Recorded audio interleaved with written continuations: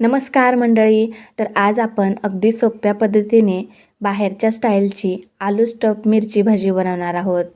तिखट मिरचीमध्ये मसालेदार असं बटाट्याचं भन्नाट सारण बनवून ही मिरची तेलामध्ये तळलेली आहे बरं का. आणि काय कमाल लागते म्हणून सांगू, खरंच एकच नंबर आहे बरं का चव. नक्की करून पहा. चला मग झटपट अशा रेसिपीला चालू करूया. बटाट्याचं मसालेदार सारण बनवण्यासाठी सर्वात अगोदर बटाटे शिजवून घ्यायचे आहेत. अगदी मीडियम साईजचे 4 बटाटे इथे मी शिजवून घेतलेली आहे. त्यावरची साल काढून घेतलेली आहे. आता देऊया फोडणी. पिवळा बटाटा बनवतो ना आपण, सेम त्याच पद्धतीचा आपल्याला बटाटा बनवून घ्यायचा आहे. त्यासाठी गॅसवर पॅन ठेवलेला आहे आणि त्यामध्ये 1 ते 1.5 चमचा तेल टाकलेलं आहे. तेलामध्ये आता टाकूया मोहरी आणि जिरे.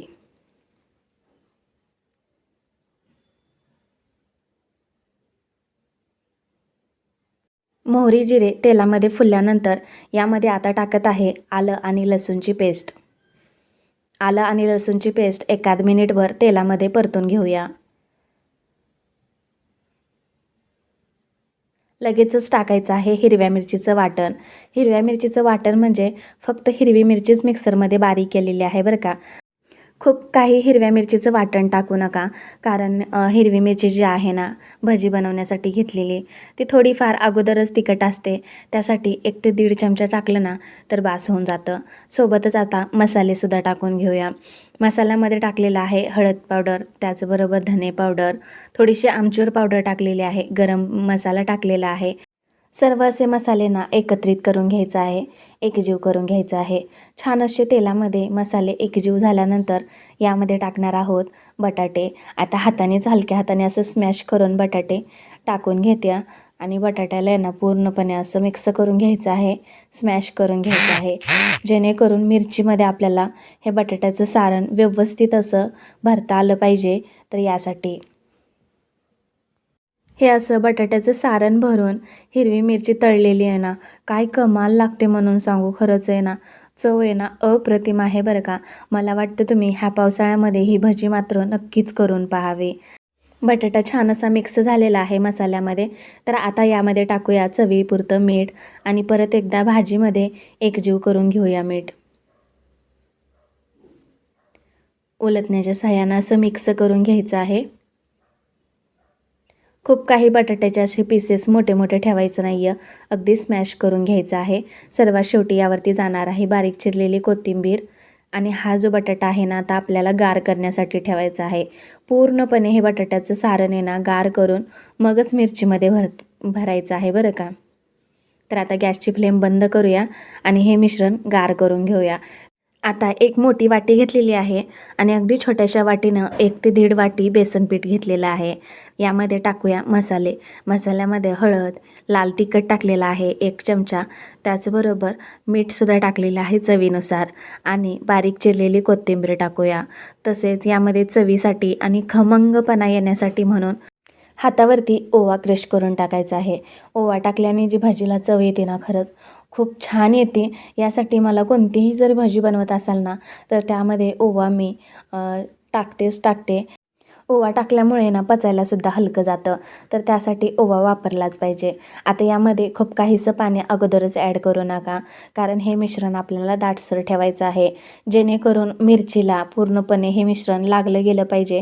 तर यासाठी आता व्हिडिओ दाखवल्याप्रमाणे सेम हे मिश्रण असं दाटसर ठेवा. आता ही मिरची घेतलेली आहे मी आणि थोडीशी अशी मिरची मोठीच निवडायची आहे. त्याच्यामध्ये आपल्याला सारण भरता आलं पाहिजे.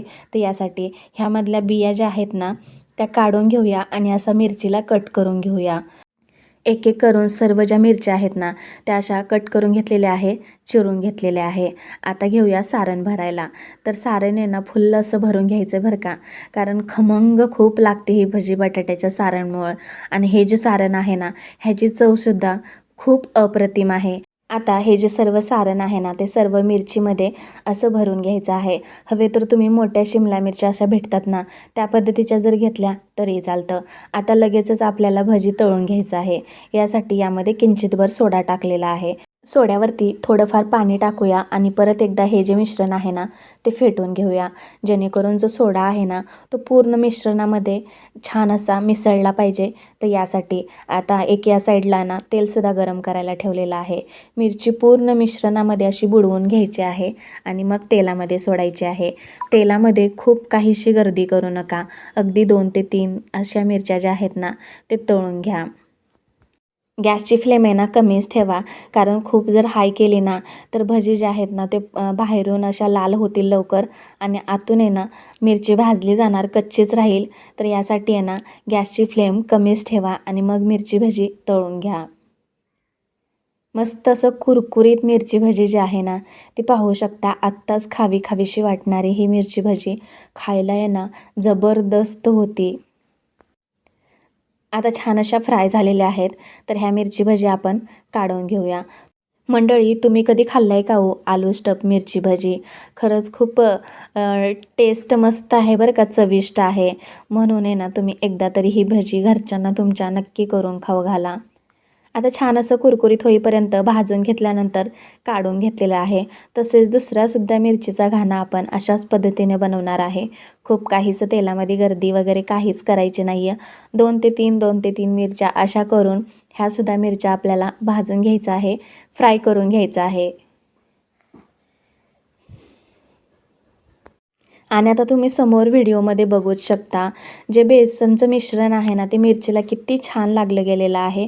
कुठेही आतली मिरची वगैरे दिसत नाही आहे. एकदम पुरेपूर असं मिश्रण सर्व मिरचीला लागलं गेलेलं आहे. त्यामुळं भजी खायला आणखीनच मजा येईल. ही सुद्धा भजी आहे ना छान अशी फ्राय करून झाल्यानंतर काढून घेऊया. ह्यासोबत तळलेली मिरची आणि कांदा, काय कमालीचं कॉम्बिनेशन आहे. खरंच एक नंबर. आता सध्या पावसाळा येईल आणि ह्या पावसाळ्यामध्ये ही भजी तुम्ही नक्की बनवा आणि तुमची प्रतिक्रिया मला कमेंट्समध्ये नक्की कळवा. धन्यवाद.